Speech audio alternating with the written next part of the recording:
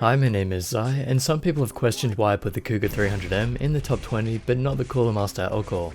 That decision was based on a few factors, mainly price, material, software, and personal preference. But I did it by memory rather than actual testing. They use the same shell and sensor, so I didn't want to put both in, but you could probably get either. Anyway, in the interest of science, here's the proper comparison review so you can make an informed decision on what you want.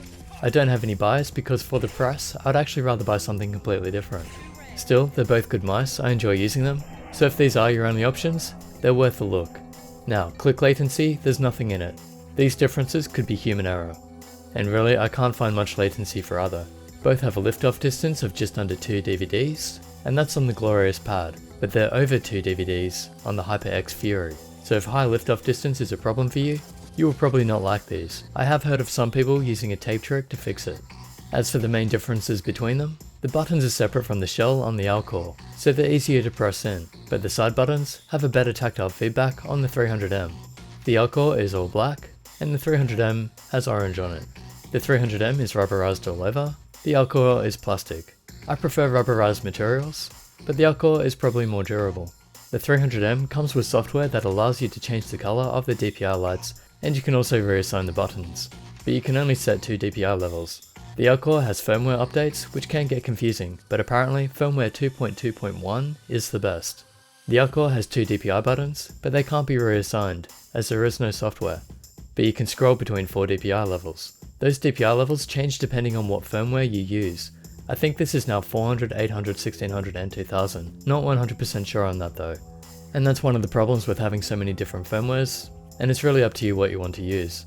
I think just having software where we could set it ourselves would be better. The 300M has tighter scroll steps and feels a bit more solid. It's a bit quieter too.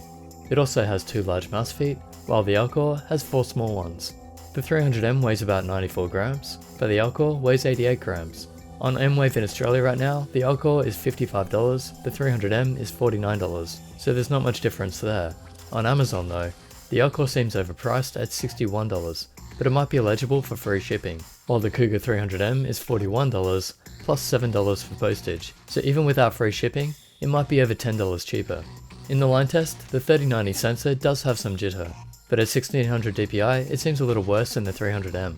This is not something I ever noticed in game, but at 800 DPI, both perform the same, so for anyone using a mouse with a 3090 sensor, maybe try 800 DPI. So they both have their good and bad points, but being lighter at 88 grams, with separate buttons from the shell, possibly more durable, and only slightly better implementation of the 3090, the Alcor does seem like the better option.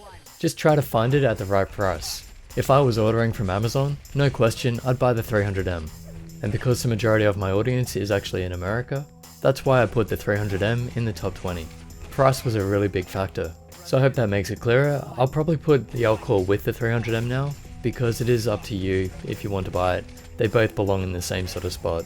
So I hope that helps. If you want to support the channel, you can buy these using the links in the description on Amazon or from M-Wave. And if you'd like some mouse recommendations, please use my website. I'll leave the links to the top 20 and the search in the description as well. Subscribe for more mouse reviews and gaming videos. Like this one, and I'll catch you in the next.